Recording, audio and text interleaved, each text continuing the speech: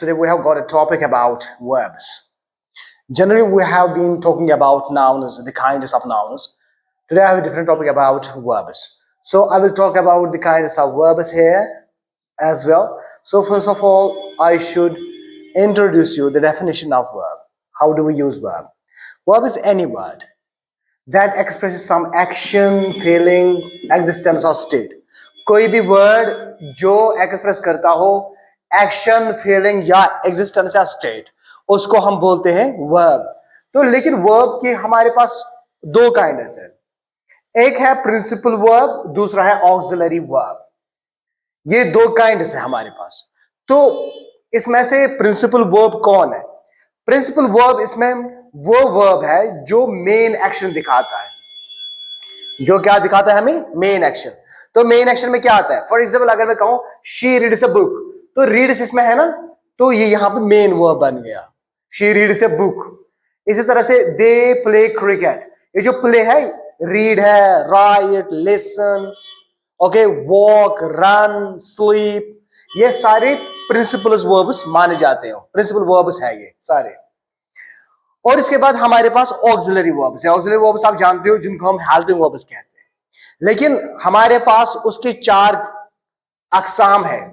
एक है हमारे पास बी फॉर्म, दूसरा है हैव फॉर्म, और तीसरा है डू फॉर्म, और चौथा है हमारे पास मॉडल्स. तो बी फॉर्म्स कौन कौन है? बी में आते हैं जैसे am, is, was, were, be, been, being, ये सारे आते हैं एम फॉर्म्स. ये आपको याद रखना है, एम बी फॉर्म्स किनको बोलते हैं.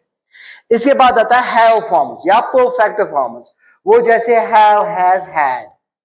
इसके बाद आता है डू फॉर्म्स. डू फॉर्म्स में जैसे डू, डज, डिड. और इसके बाद मॉडल्स है. मॉडल्स में क्या आता है? Can, could, may, might, shall, should, will, would, must. तो मैंने इसके एग्जांपल्स दिए. जैसे इसमें से हम किसी एक को लेंगे बी फॉर्म में. जैसे आप कभी सेंटेंस में देखते हो she is reading a book, तो यहां पर मैंने जो इज यहां पर इस्तेमाल किया है ये बी फॉर्म में से आता है. ऑक्सिलरी वो बी फॉर्म में से. She is reading a book. इसी तरह से she has red a book. यहां पे हैज जो है ये किस में से है? हैव फॉर्म्स में से, जिसको हम परफेक्ट फॉर्म्स भी बोल सकते हैं, क्योंकि ये परफेक्ट में हमेशा लगता है. जैसे परफेक्ट हो, पास्ट परफेक्ट या फ्यूचर परफेक्ट, तो हम इसको परफेक्ट फॉर्म भी बता सकते हैं. तो इसमें she has red a book, तो हैज यहां पे कौन सी फॉर्म आ गई? Have form. अब मैं डू फॉर्म से एक एग्जांपल दूंगा. Like I do my homework daily.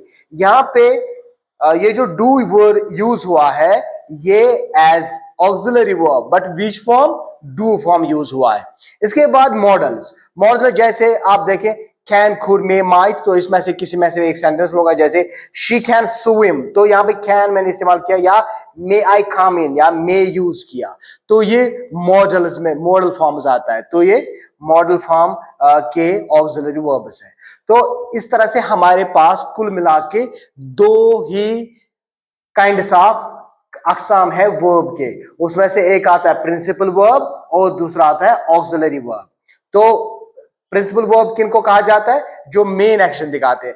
Auxiliary verbs जो हेल्पिंग वर्ब्स होते हैं, जो मेन वर्ब को हेल्प करते हैं उसकी मीनिंग जाहिर करने के लिए, या उसका टेंस जाहिर करने के लिए, या उसकी जो एक्शन है उस एक्शन में जो सेंस है उसको पहुंचाने के लिए कि किस सेंस के लिए इस्तेमाल कर रहे हैं. जैसे यहां पर अगर मैं कम बोलूं आपको, ये एक वर्ड है, तो ये मेन वर्ब है या प्रिंसिपल वर्ब जिसे हम कहते हैं. तो इसमें आप क्या देखते हो? कम है, और इसमें जहां मे है ये मॉडल वर्ब है.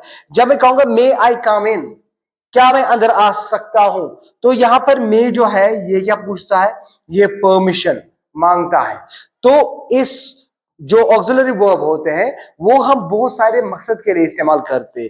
अगर मैं यहां पे कहता may God bless you, bless वहां पे क्या आता? Principal verb. इसी तरह से यहां पर मैं अगर आपको बताऊं डू फॉर्म में से, ये एग्जांपल है I do my homework daily, I do my work. Okay, तो इस तरह से इनको हम डू फॉर्म्स कहते हैं. इस तरह से हैज, हैव जैसे परफेक्ट ये दिखाता है, परफेक्ट फॉर्म भी कह सकते हैं इसको। She has red a book, उसने किताब पढ़ी है। तो हैज की वजह से क्या बन गया, अगर मैं बताऊं शी रीड्स अ बुक, तो ये बन गया वो किताब पढ़ता है। जब मैं लगाऊंगा she has red a book, तो इस तरह से ये मुझे प्रेजेंट परफेक्ट बनाने में मदद करता है। तो इस तरह से ये ऑक्सिलरी वर्ब है। और अगर यहां पर मैं इज लगाता हूं, she is reading a book, तो ये मुझे प्रेजेंट कंटिन्यूअस बनाने में मदद करता है। तो इस तरह से इनको हम ऑक्सिलरी वर्ब्स कहते हैं। तो इसका मतलब कुल मिला के ये हुआ कि जो भी हेल्पिंग वर्ब्स होते हैं वो हमें टेंस बनाने में मदद करते हैं, मॉडल बनाने में मदद करते हैं। और इस तरह से जैसे टेंस में जैसे वॉज वेयर, ये तो टेंस का आ गया जिसमें हैज हैव, ये परफेक्ट फॉर्म बनाता है। ये कंटिन्यूअस फॉर्म बनाता है, परफेक्ट कंटिन्यूअस। और ये परफेक्ट कंटिन्यूअस और एक कंटिन्यूअस बनाता है जैसे पेसिव वॉइस में। इस तरह से ये जो परफेक्ट टेंस बनाने में मदद हमें करता है। इसी तरह से डू, डज, डिड, ये जो है ये किस लिए इस्तेमाल किए जाते हैं, इम्फेसिस के लिए।